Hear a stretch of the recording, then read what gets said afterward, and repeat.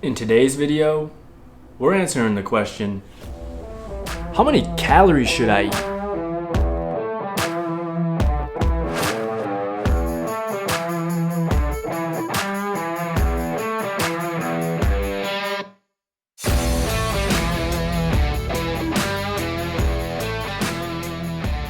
Alright guys, welcome to today's video. My name is Tyler, also known as the Fit Chemist. If you don't know who I am, go ahead and watch this About Me video to learn about who I am, what I do. But basically what I do is I help people transform their lives by taking control of their nutrition and their fitness. So today we're going to continue with the nutrition theme. We're going to continue our How to Diet series. This is going to be part 3 of the series. In part 1, we talked about all things metabolism, so the components of your metabolism and the one true way to lose weight.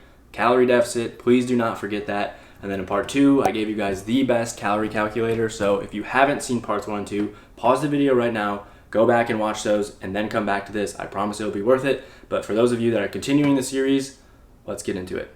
Before we dive into the calculations, I do want to give credit where credit is due. So Layne Norton, in his book, Fat Loss Forever, he details all of these things. I'm just taking his information and putting it into an easy to digest format.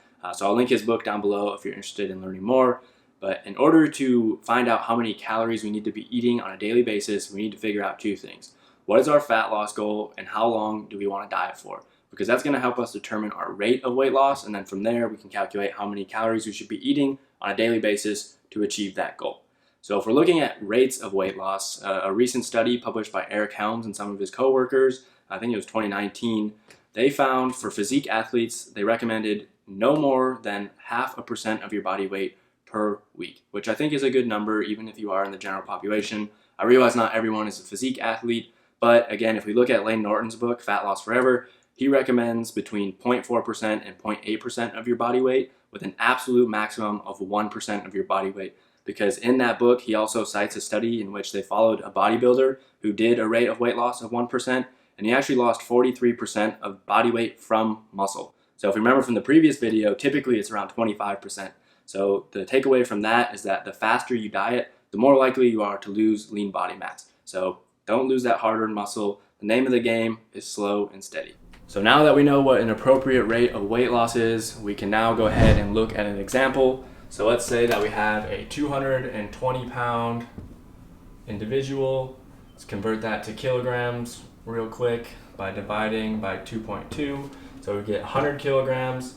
Let's say they want to start at 20% body fat and their target body fat percentage is 10%.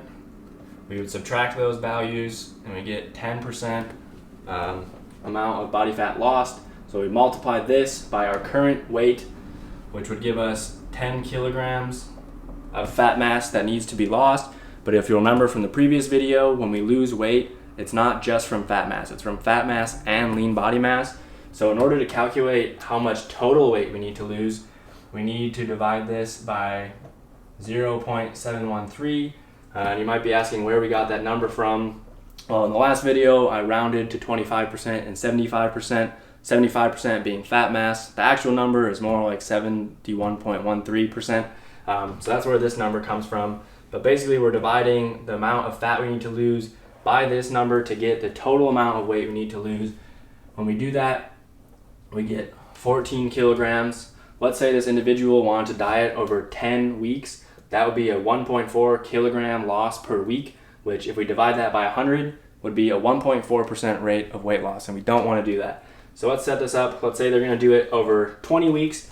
So that would give us 0.7 kilograms per week rate of weight loss, and then that would also equate to a 0.7% rate of your body weight per week, which is in that window, so we're good to go. So this individual is going to diet over 20 weeks, losing 0.7 kilograms per week.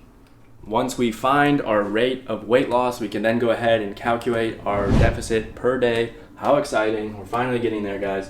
So let's say we're going to start with 7 kilograms per week. So again, we need to take into account that we're losing fat mass and lean body mass. So we're going to split this into 2 columns again.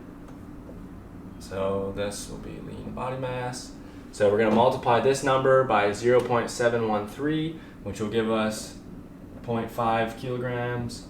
Because remember, that's the percentage from fat mass. And then alternatively over here, We need to multiply this by 0.287. That's the percentage we lose from lean body mass. That would give us 0.2 kilograms. So then we just need to go through each of these columns and calculate the calorie value associated with each of these. So I'm going to convert this one to grams. So we've got 500 grams, and then we need to multiply this by 0.87. Because if we remember, when we lose fat, about 87% of it is lipid and 13% is fluid and other components. So when we do that, we get to 435 grams of fat lost during this week. And then we just multiply that by 9, because remember, each gram of fat is associated with 9 calories. So when we do that, we get 3915 calories from fat. We're going to do the same thing with lean body mass over here. So we've got 0.2, and then we need to convert that to grams. So that comes out to be 200 grams. We need to multiply this by 0.3, and that'll give us 60 grams. Because again, about 30% of it is lean body mass. And then when we multiply this by 4, because remember, each gram of protein is responsible for 4 calories. So that's why we're multiplying by 4 here. That would give us 240 calories. And then we can converge. Again, we have the calorie values associated with lean body mass, fat mass. We add those back up. So that would give us total calories lost for this week would come from 4,155 calories. And then to get our daily deficit, we just need to divide that by 7. And that would give us a daily deficit of 593 calories per day. So then in order to find how many calories you should be eating each day, you just subtract that from your maintenance. So let's say this individual's maintenance was 3,593 calories. They should eat 3,000 calories every day to lose weight at this rate. So if you guys want to take a shortcut method, we have that for you. There's just a magic number you multiply, and that will give you your total daily deficit. And again, you just subtract that from your maintenance. So let's look at that same example. Let's say that individual is losing 7 kilograms per week. In order to get pounds, we would just multiply that by 2.2. So that would give us 1.54 pounds. And then the magic number that we multiply by is 385. So multiply 385 by the amount of weight we need to lose each week in pounds. So that will give us 593 calories per day. And again, you just subtract that from your maintenance. So if your maintenance was 3,593 calories, you would eat 3,000 calories to lose 1.54 pounds per week. Again, I realize that these calculations might be a lot to do on your own, so that's why I've created a simple, easy to use spreadsheet for you guys. So it's linked down below. Go ahead and download that now, but literally all you have to do is enter in some of these values. You'll see there's certain cells that are highlighted in blue. Put in the values, auto calculates everything for you. You don't have to do anything on your own. So again, if you're waiting for an invitation to go download it, this is it.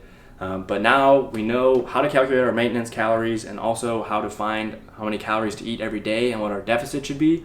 You might be thinking that's the end of the road, but not so fast. Next week, we're talking macros.